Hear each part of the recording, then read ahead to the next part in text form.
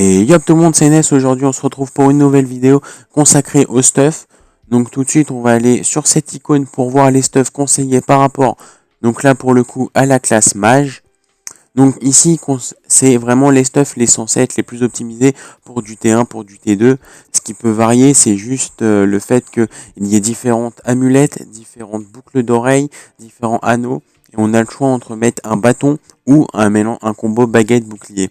Moi personnellement, j'ai choisi de jouer au bâton. Et après, au niveau des bijoux, comme c'est deux fois la même paire, le problème c'est que quand on veut fusionner, on va dépenser une fois la paire. Donc ce qu'il faut faire, c'est tout de même garder une autre variante, c'est-à-dire un autre type de boucle d'oreille ou d'anneau, pour que lorsqu'on ait 3 T1 épiques, on puisse fusionner et avoir notre T2 et combler le vide avec un autre épique qui n'est pas forcément conseillé, mais qui reste toujours bien vu que c'est mieux que c'est un épique. Donc c'est ce qui reste vraiment le mieux. Parce que pour pouvoir monter en T8 avec un double anneau et une double boucle d'oreille, ça prend énormément de temps. Moi, je suis en T5 actuellement. Je ne suis même pas sûr d'avoir les bonnes boucles d'oreille et les bons anneaux. Voilà, j'ai une boucle d'oreille et un anneau qui sont correspondants, mais les deux autres, je ne les ai pas encore. Plus tard, je les équiperai. Je les améliorerai pas forcément pour pouvoir faire une fusion, chose que je vous expliquerai dans 2 minutes. Donc voilà. Donc, on va donc tout de suite à la forge. Voilà. Donc à la forge, il y a les améliorations. Les améliorations, c'est-à-dire que ça se fait avec, pour les 4 premiers niveaux des orichalques, il y a un taux qui est entre 100% et 70% de réussite. Après, on attaque avec des orichalques scintillants. C'est jusqu'au 6, juste des orichalques, et 6, c'est orichalques scintillants, où le taux est environ à 50-60%. Et lorsqu'on monte plus haut, donc il demande aussi des fragments de vie. À savoir qu'à partir du niveau 6, nous pouvons, en améliorant, avoir donc un échec qui nous fait perdre un niveau. Alors que lorsqu'on est inférieur à 6, nous ne pouvons pas perdre de niveau. D'où l'utilisation de parchemins de protection. Les parchemins de protection, c'est très difficile à voir parce que c'est ou pendant des événements qui durent très peu de temps et vous en obtenez un ou deux au plus, ou sinon c'est carte bleue. Donc c'est vraiment très peu utilisé. Moi je sais que j'en ai jamais utilisé, j'en ai deux parce que je suis VIP 4 et c'était un cadeau du pass VIP 3 de mémoire ou 4. Mais je les ai pas encore utilisés parce que vous voyez, il en faut 4 à la fois pour que ça puisse fonctionner. Et sachant que à ce niveau-là, c'est peut-être pas encore très intéressant. Faut attendre plus, à la rigueur, un plus 12 pour le passer en plus 13, qui commence à être très compliqué. Parce que le plus 13, c'est vraiment pour le moment l'item le plus haut monté sur notre serveur. Et le maximum reste à plus 15. Donc ensuite, il y a les éléments. Les éléments, donc, c'est avec des cartes que l'on obtient dans les jardins suspendus. Bah voilà, c'est nickel. Là, j'ai juste assez pour passer en niveau 27. Et vous voyez, ça va me faire gagner 140 PC, 173 pour le coup. Je ne sais pas pourquoi. C'était censé être 142, mais tant mieux. Et donc voilà, faut accumuler les cartes. À savoir que les cartes terre sont uniquement utilisables pour les boucliers. Les cartes feu sont aussi utilisables pour les armures. Et les bijoux ne peuvent pas être élémentés. Ensuite, donc, au niveau des runes, les runes c'est pareil, ça s'obtient dans les donjons suspendus.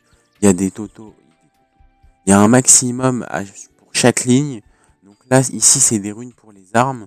Donc, par exemple, ici, je suis à 98 en réflexion de dégâts. C'est le maximum pour le moment. Mais plus tard, quand il sera passé T6, il augmentera légèrement. Donc là, vous voyez, je peux poser mes runes. Il y a un taux d'échec, mais ça ne fait pas perdre. Et quand ça dit que ça donne 3 PC, c'est comme si on avait mis 3 une plus 1. Donc là, je suis passé de 140 à 143. Donc, ce qui permet d'aller que si ça allait vraiment un par un et qu'il faudrait vraiment 3900 runes juste pour monter une ligne. Ça serait vraiment beaucoup trop. Donc ici, pareil, chaque pièce d'équipement au niveau défensif a une particularité, c'est qu'ils ont ils ont toujours une ligne qui n'est pas améliorable. C'est-à-dire, il n'y a pas de réflexion de dégâts sur le casque, il n'y a pas d'esquive sur les gants, il n'y a pas, pareil, de réflexion de dégâts sur les bottes, et il n'y a pas d'esquive sur le plastron. Mais chacun ont une ligne beaucoup plus forte que certaines autres. C'est-à-dire que là, en esquive, on est à 390 possibles. Ici aussi. Donc les deux sont conseillés pour l'esquive. Tandis que là, c'est la parade et la réflexion de dégâts. Tout comme pour l'armure. Là, l'armure, je l'ai actuellement pas équipée pour pouvoir vous montrer une fusion de mon tout premier T6. Donc fusion qui sera juste après. Avant, je vais vous montrer le transfert. Le transfert, c'est le fait d'avoir amélioré une arme et de vouloir en utiliser une autre. On met la première arme qui est améliorée par exemple plus 6, on met l'autre arme plus 6, arme ou équipement. Ça marche aussi pour éléments et runes. Arme ou équipement. Et il y a un taux de réussite qui est vraiment très faible pour réussir le transfert. Mais si on sait que c'est qu'on va faire... si on sait que c'est pour fusionner, que quelque chose est amélioré, c'est pas utile de le conserver. Par exemple, si moi j'ai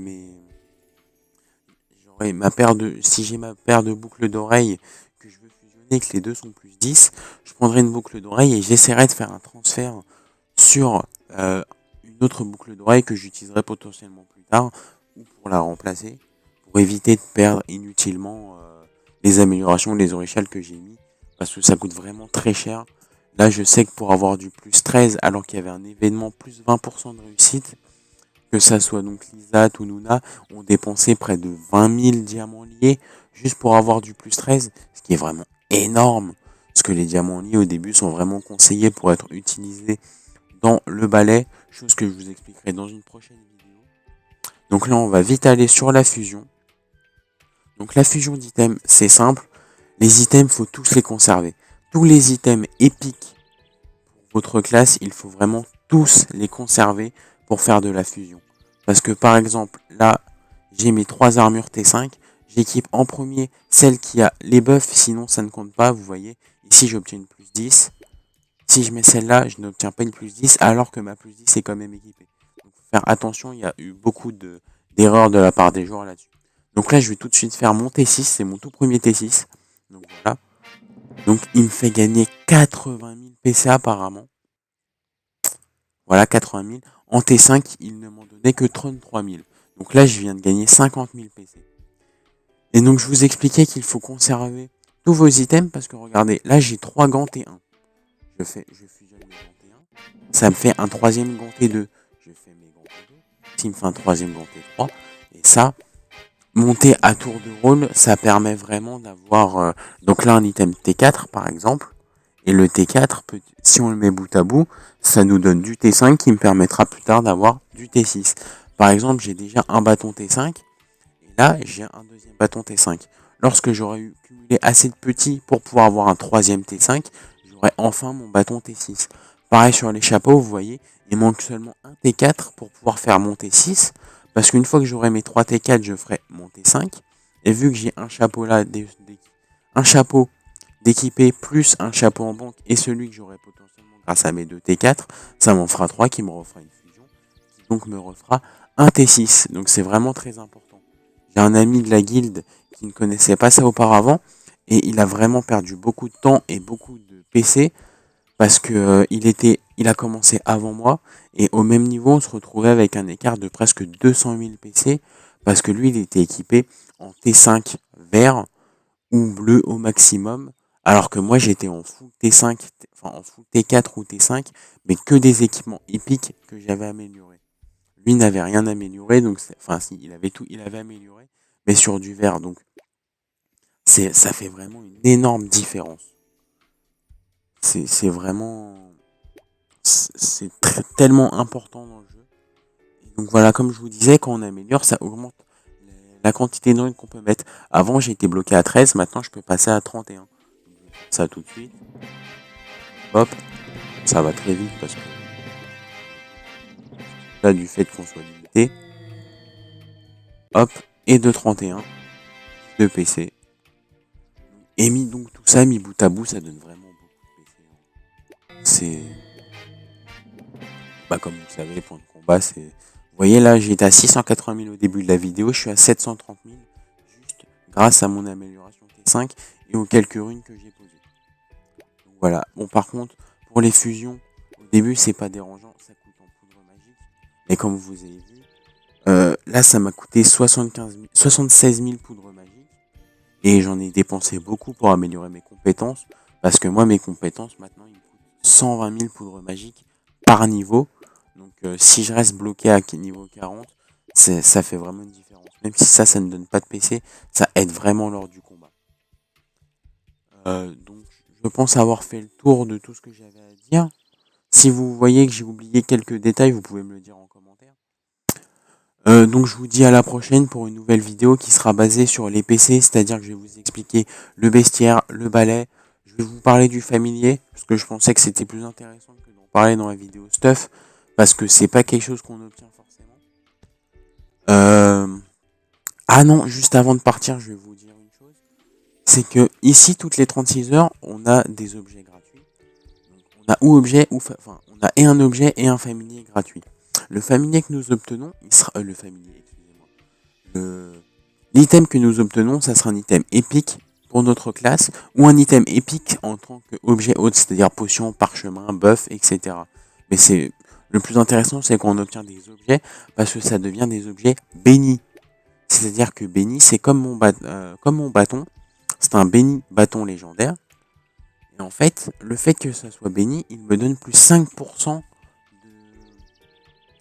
critique. Alors qu'un bâton non béni n'aura pas cette ligne en plus. Mais la chose à savoir, lors de la fusion, si on a trois objets, c'est-à-dire si j'ai mon bâton béni plus deux autres bâtons T5 et que je veux fusionner, je n'aurai que 33% de chance que mon bâton T6 soit béni. Donc, quand c'est notre bâton d'origine, on n'a pas le choix de l'augmenter comme ça, parce qu'on ne peut pas se permettre d'attendre 3 bâtons bénis pour être sûr.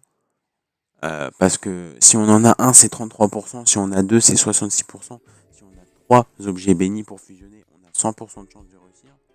Mais le problème, c'est faut vraiment se le jouer à la chance. Faut pas essayer de cumuler 3 bénis pour en être sûr d'en avoir un. Parce qu'à côté, on néglige le fait qu'on puisse avoir un T7, on se retrouve avec un T5 béni. Donc ça fait un tel écart que les 5% de coups critiques ne compensent pas. Donc voilà, c'est la dernière chose que j'avais oublié de vous dire. Donc maintenant je peux enfin vous dire au revoir, vous dire à une prochaine vidéo sur comment augmenter ses PC en à côté. Parce qu'il n'y a pas que les items qui donnent des PC, les familiers, les perles, etc. Je vous expliquerai l'absoluté de ce que je sais. Donc je vous dis à la prochaine. Passez une bonne journée, une bonne soirée. Bye.